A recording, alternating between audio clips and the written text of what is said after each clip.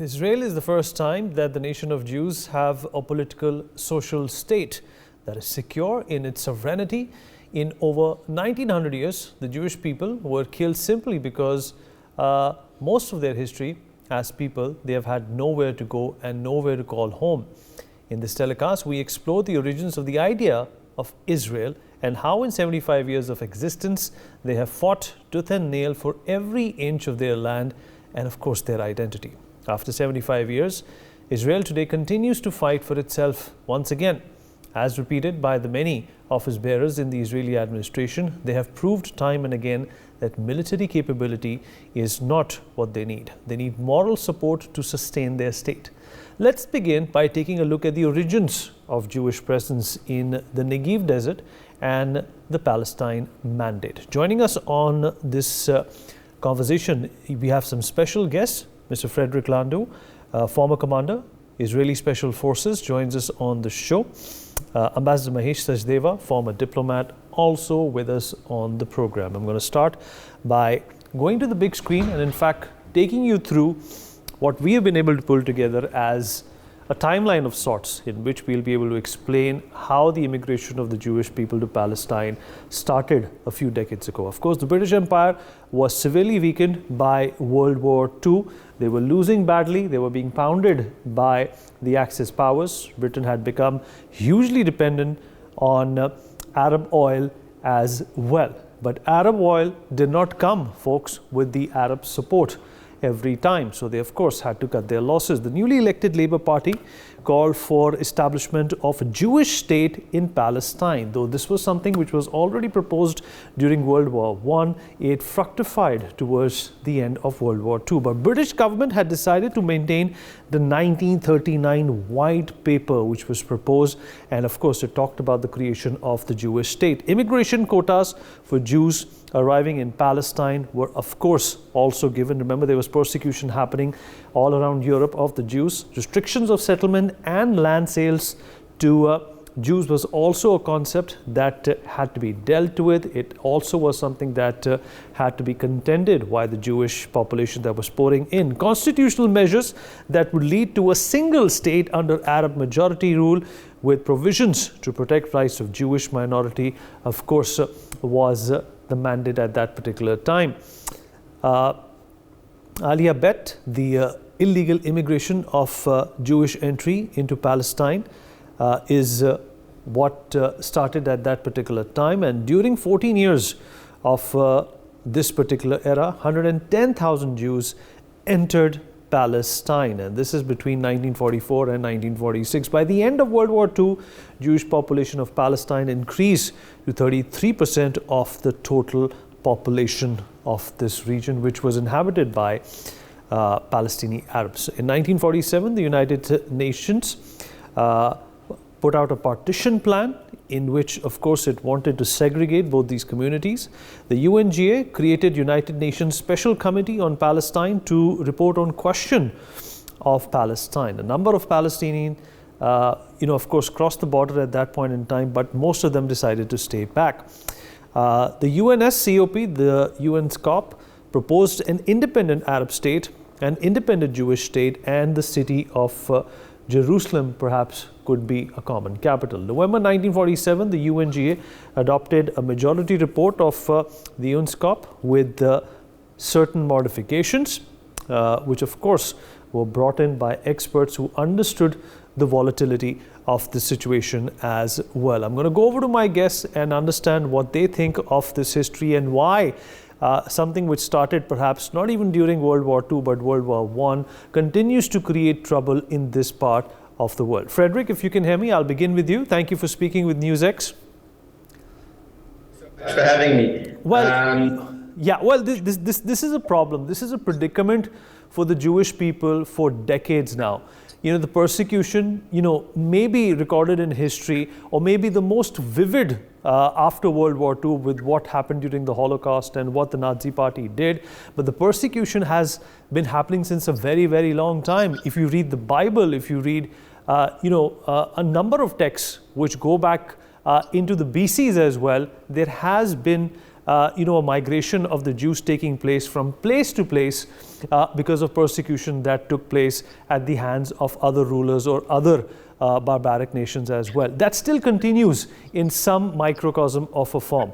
How would you respond to that, considering what happened very recently in Israel? I'm talking about the 7th October attacks. Well, first of all, thank you for having me on the show. I'm not sure who wrote the introduction that you just gave, but let's just have a small snippet of the Jewish history. The Jews have been in the land of Israel, which was originally Judah, Jewish, for 3,000 years. My son's name is David, not because I like the name, but because he was the first king of Israel 2,000 years ago.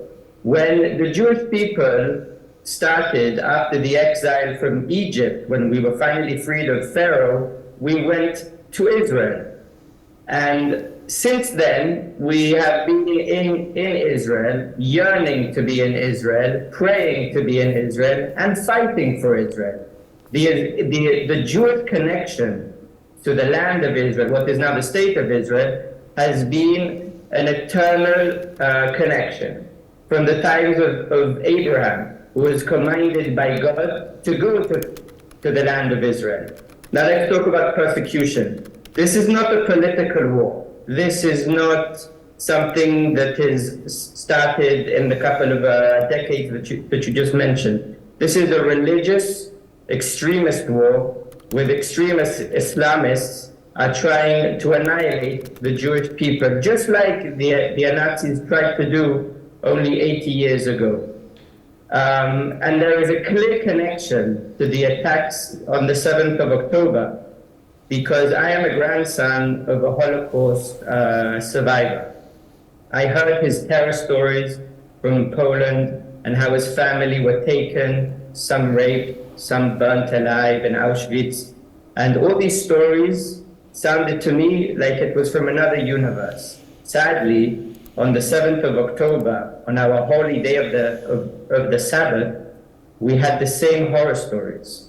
Children bounded together and burned, women brutally raped and murdered, men, elderly, women and children kidnapped into the Gaza Strip. This is a barbaric, extreme Islamist terrorist group. Hamas is ISIS. ISIS is the exact continuation of the generations of extremists trying to annihilate the Jewish people. And in that list, you can add the Nazis, you can add the Crusaders, and this goes on for 3,000 years. Now, in 1947, just to jump ahead into a bit of a modern history, there was a solution. The people living inside mandatory Palestine, which by the way, the name is not given because there was such thing as a Palestinian people.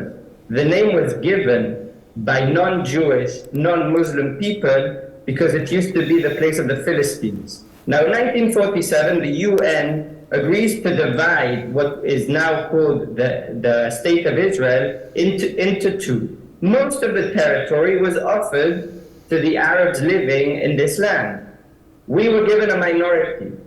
The Israeli government, local authorities agreed immediately to this solution, and the Arabs did not. What did they do? All the countries surrounding us, Egypt, Iraq, Syria, Jordan, attacked. And we had our 1948 independence war, and we won. We did not conquer anything. We were attacked and we defended.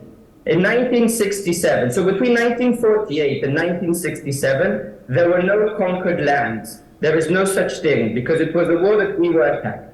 In 1967, we had an all-out war with these same armies, Egypt, Syria, and Jordan, and we managed to push them back. Hence, finally returning to Jerusalem, to the Golan Heights, and to Judea and Samaria. Mm-hmm. And since then, there have been terror attacks against the Jewish people in the land of Israel, and abroad, by the way. These same organizations, Hamas, Hezbollah, have done atrocious terrorist attacks against the Jewish people abroad. Mm-hmm. For example, we see in Argentina. For example, Munich of 1972 in the Olympic Games, massacring our elite sportsmen who just went to participate in the Olympics. Absolutely. This, Yeah. because of what we are, but because of who we are, Jews.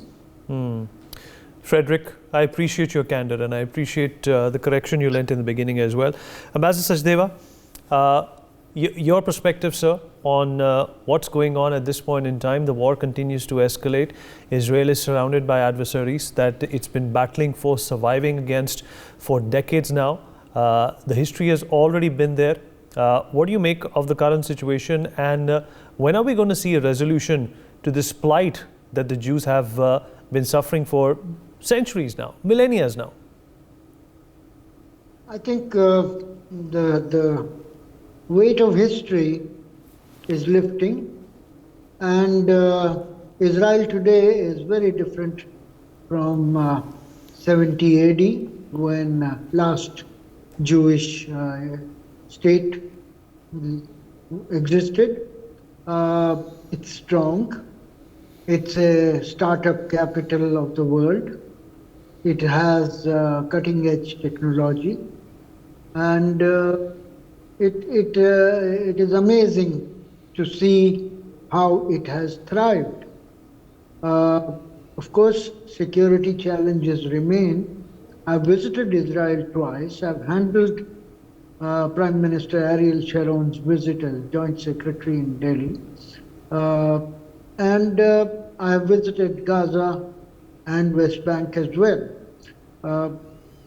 I think there might be temporary disruption to the success of Israel, but I expect the war not to take too long. And the intelligence failure and element of surprise that was inflicted on Israel would be mitigated pretty soon. At the same time, I think Israeli society is mature enough to know that the spirit of vengeance leads to, when extended beyond a reasonable limit, would lead to a vicious cycle, which is in nobody's interest. And here I would like us to compare the two-nation theory that India has had with Pakistan in 1947, Jinnah's Muslim League's famous Muslim are a separate nation, etc., etc., and Israel's off again, on again reaction to two nations theory. I think there is no denying that Israel is going to have to learn to live with its neighbors. It has already learned to live with some neighbors. Egypt and Jordan are technically at peace with Israel. Lebanese border, despite Hezbollah, is reasonably quiet and manageable. Syria on Golan Heights is, on the whole, managed well, except the Iranian presence there that Israel tries to sort of reduce through various actions. I believe that overdoing the retribution bit could be counterproductive. The talk goes in the heat of October 7, which needs to be condemned with the reactions of Israeli leadership. Right, sir. So there's more history to be spoken about. Of course, right after World War II, things did not really ease out for the country of Israel. Remember, The Holocaust had concluded. The United Nations was fermented as a world body that would take care of affairs. But of course, on May 14th, 1948, Prime Minister David Ben-Gurion reads the Declaration of Independence at the Tel Aviv Museum Hall. This is officially celebrated as the Independence Day. And at this point in time, Israel, of course, as a country, was gathering its bearings, trying to in fact function.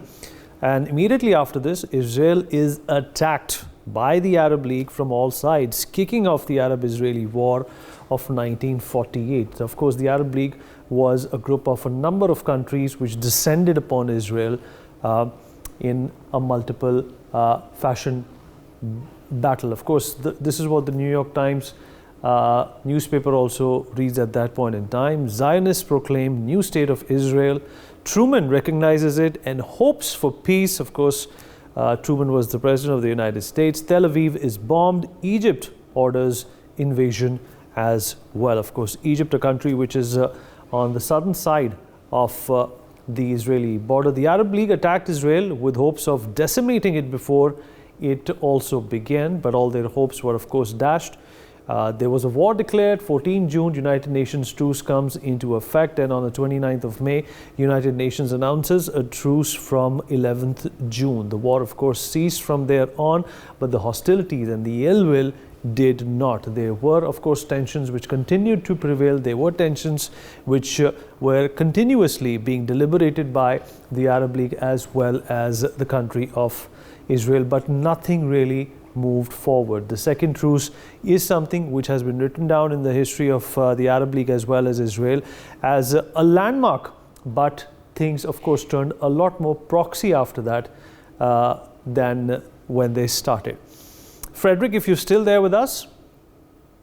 Frederick?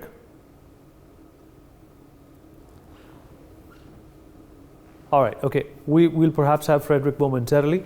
But this is the history that one needs to understand if you're also to contextualize what is going on between these two countries. This is the history that needs to be understood if you are to judge which party is right in defending itself and which party is wrong when it comes to taking lives of innocent people. Of course, moving on in that same timeline, 16 September 1948, UN mediator Folke Bernadotte proposed a new resolution and a solution, and 6 days after that, in the same year, Israel annexes all lands it had captured up to this point.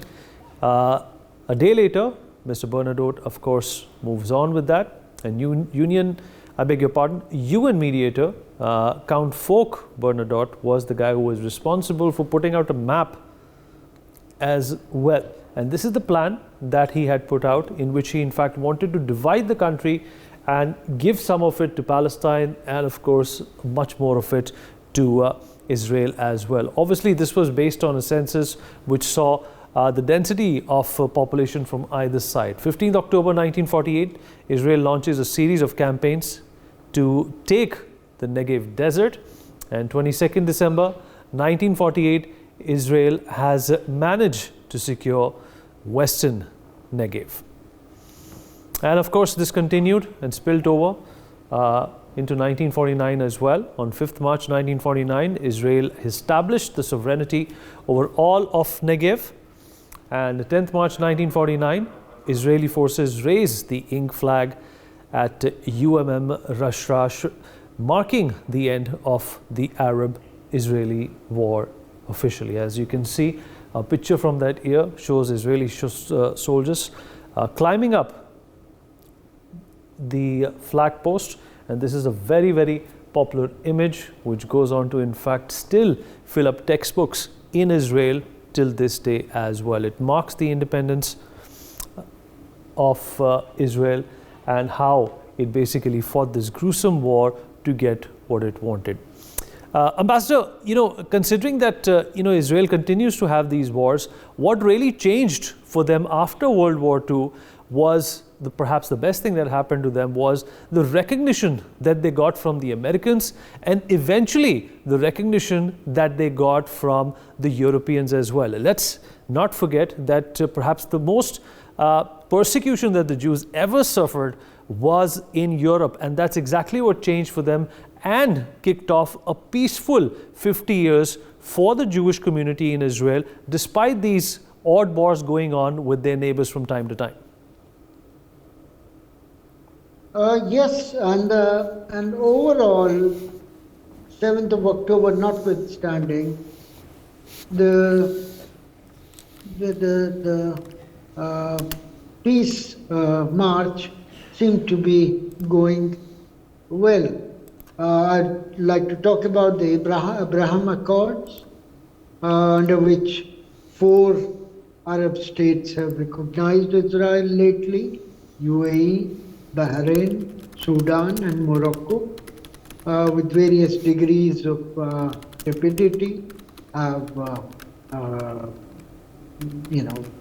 established relations and normalized their ties with Israel, which is something fairly significant. Now, for so many weeks, we have been learning from the media that Biden administration has invested huge amount of diplomatic capital in bringing Saudi Arabia and Israel together in the same rubric. This would be, if this happens, it would undo a lot of reservations that Arabs and Muslims have about existence of quote-unquote the Zionist entity. Of course, hardliners would remain, but the country, Saudi Arabia, is extremely significant for Arabs and Muslims, having been, the Haramain Sharifain, Makkah and Medina's founding place or custodian. Saudi Arabia's recognition of Israel and normalcy of relations would go a long way in habilitating Israel in the context of historiography that it has always aspired for. I think if politics is set aside, there are other gains for both sides, Israel as well as Arab neighbors. Economically, there is a certain amount of complementarity between the two. Secondly, geostrategically, Iran looms large over the Gulf Arabs and Israel again. So there's a commonality of interest. Thirdly, I think technologically, the capital that Gulf countries have can be harnessed using Israeli technology for mutual gain.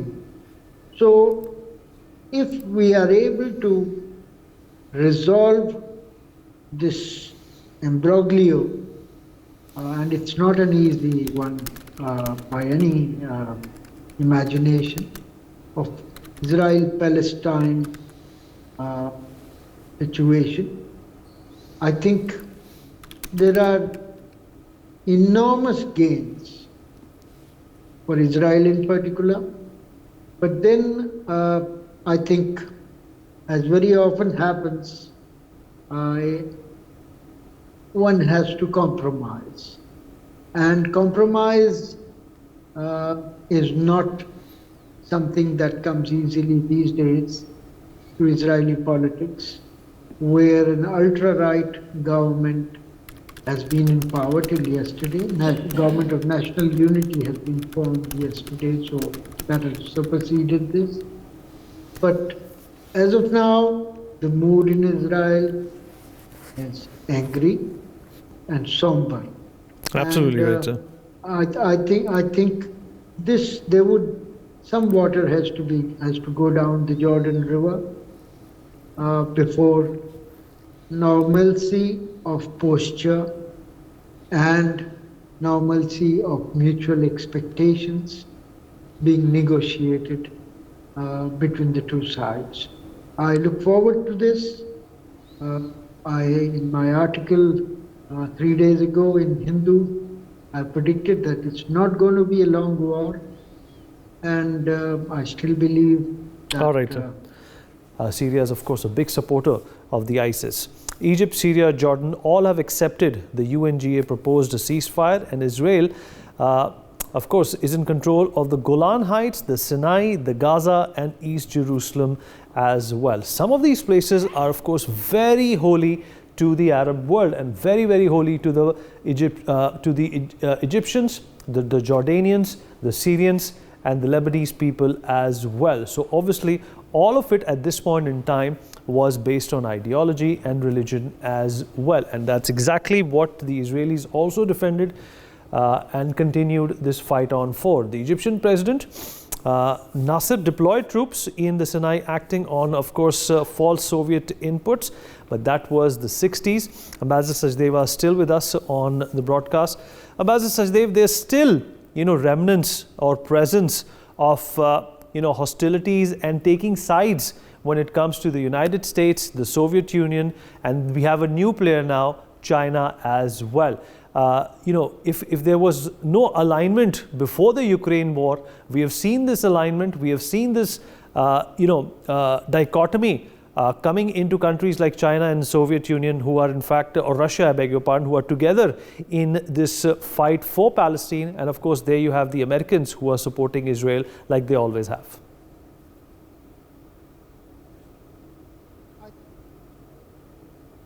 There is a bit of a nuance in this description, but let's trace it back to 60s and 67 war, which created new paradigms in the Middle East that we are living through even now. It created Israeli occupation of West Bank. It created Gaza Strip related issues. And it created Jerusalem-related issue as well. So all these occupations were outcome of the 67 conquest of Israel, Golan Heights included, and they, in their own ways, still rankle the regional geopolitics. You mentioned about Gaza Strip. Let me try and add to the information that you have given. It remains to be seen and said that in 2005, Israel by itself vacated Gaza Strip. 35 odd Israeli settlements there were forcibly closed by Israeli government, and the inmates in these settlements were evicted by Israeli forces, and they were not happy about it. Israeli army itself had presence in Gaza Strip. Gaza Strip was it withdrew, thinking that it was not worth occupying because of density of population, small alleys, and so on and so forth. Israel was losing more men and material to stray acts of terror than it was worth it having. Now, second issue that I would like to inform you that it's widely believed that Israel created Hamas in 90s to checkmate Yasser Arafat's Al-Fatah.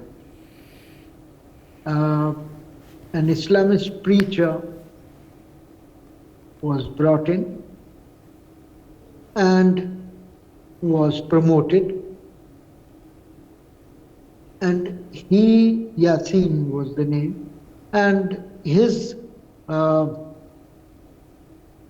activities of piety and militancy created a very noxious cocktail that is Hamas today. Now, let me, for whatever it's worth, describe for your viewers, to my mind, what objectives Hamas had on October 7th. I believe that there were three distinct objectives. In order of priority, they would have liked to take hostages, to force Israel to release 5,000 Palestinian militants in its jails, many of them belonging to Hamas and Islamic Jihad.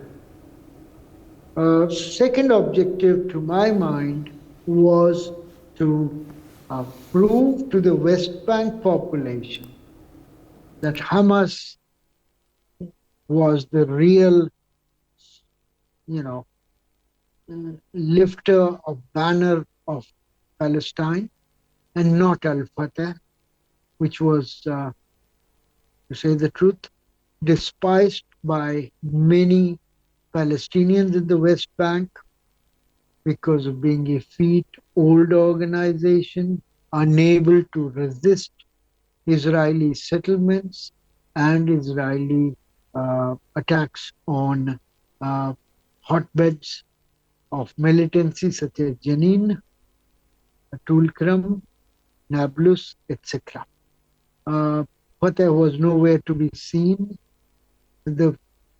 Remember here, 2007 was the last time there was some kind of exercise in democratic elections in Palestine, Gaza Strip and West Bank. Hamas won the Gaza Strip and has ruled Gaza Strip since.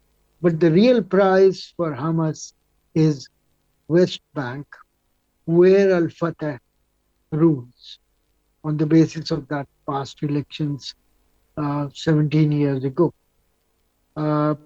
Now, third objective that Hamas had was to undo the marginalization, as it sees, of the Palestinian cause. State after state among the Arab world normalizing relations with Israel is the nightmare for Palestine militants. Where is then their support going to be? And they have, over the past 3 years, seen 4 of the dominoes fall: UAE, Bahrain, Sudan, and Morocco, with Saudi Arabia into it. Well, this was, the tide would have turned irrevocably. So they wanted to disrupt this process and show that Palestine cause still matters, and there cannot be any solutions without two-state solution on the basis of UN Resolution 242 and Arab League's own resolution. So it is arguable whether October 7th served these objectives. I'm open to discussion on this, but right. At the same time, the retribution that has come, whether it was worth it, I think near history, in next few weeks, we would know. Thank you. Right, sir. So stay with us. In fact, we're going to move into the 70s now, when, of course, the clouds of war were hovering above this part of the world once again on 6th of October 1973. The Fourth Arab-Israeli War was initiated by Egypt and Syria. The 70s, of course, also marred with the continued rivalry between the Americans and the Russians as well. Richard Nixon there in that photograph, and of course Henry Kissinger, the then Secretary of State, trying to placate the situation. America and the Soviet Union took opposite sides in this war, as they always have, in support of Israel and the Arabs as well. Commanded by General Ariel Sharon, they crossed the Suez Canal and surrounded the Egyptian Third Army. And those are some of the pictures, some of those relics that we see on our screens. And the UN Security Council adopted a resolution 338 calling for immediate end to fighting, but hostilities continued for several days thereafter as well. Once again, in that photograph, you can see Richard Nixon, the then President of the United States, flanked by Henry Kissinger. And of course, then the era of Jimmy Carter started. Egypt and Israel agreed to disengage, and there was a disengagement treaty also signed. Israel retreated out of the Sinai West, while Egypt reduced their military presence as well. Perhaps the 80s and the 90s, Ambassador Sachdev, were 2 decades where the conflict did see a bit of a halt, like you said very rightly in the 90s as well, that Israel wanted a counter to the PLO. It wanted to counter what Yasser Arafat was trying to do. Remember, he came down to India several times as well. He was very much close to the then Prime Minister Indira Gandhi as well. How would you recollect what happened in the 70s and 80s when the subsequent battle took place between Israel and the Arab world?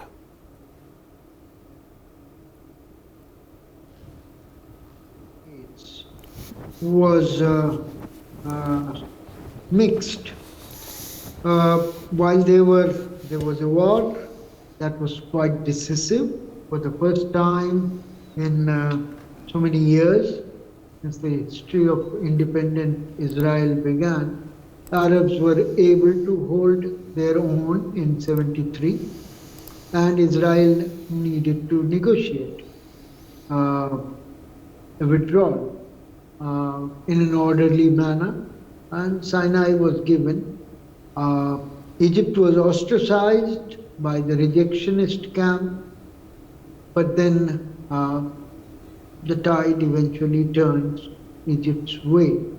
80s, I think a mention need to be made about first Intifada in 80s in Palestine, where Israelis were pelted with stones, etc., and some suicide bombing took place in continuation in Jerusalem and Tel Aviv, forcing Israel to create a huge and very high wall all the way between West Bank and Israel.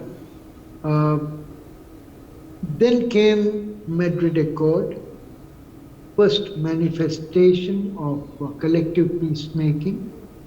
Oslo Accord was signed between Palestinians and Israelis, giving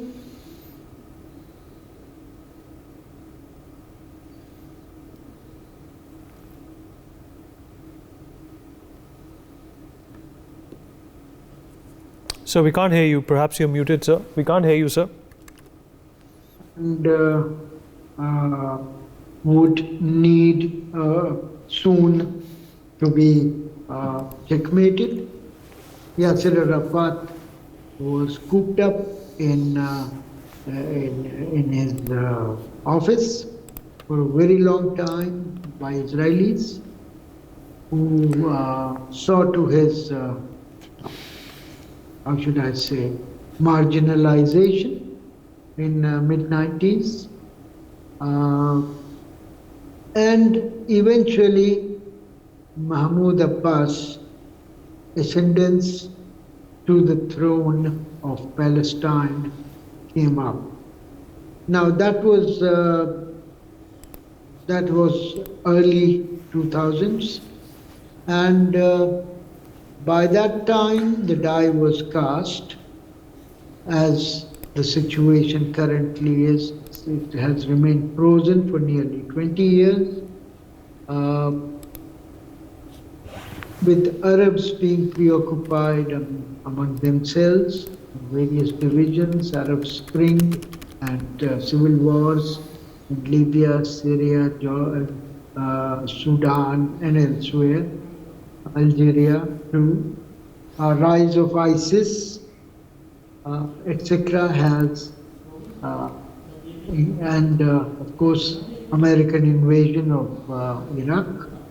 All these have preoccupied the region. Now, I would like to comment a little on support base for Hamas. I think those who are looking at state actors are missing part of the very big part of the picture.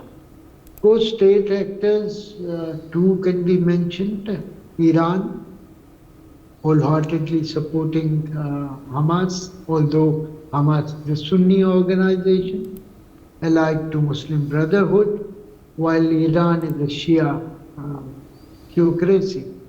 But their opposition to Israel is the common thread. But Qatar, I have already mentioned, has been giving plenty of aid to Hamas-run Gaza Strip, paying salaries of the staff of the government of Hamas. Humanity, every time Israel sort of destroys buildings, Qatar is there to offer money for its rebuilding, etc., etc. And I'm All right, sure sir. that once this happens, these two countries. Right, sir. So you've given us some great insights. I appreciate you stuck around and answered to all my queries and gave us those lessons and important pointers from history as well. Thank you so much, Ambassador Sachdeva. For more such videos, subscribe to the NewsX YouTube channel, hit the bell icon.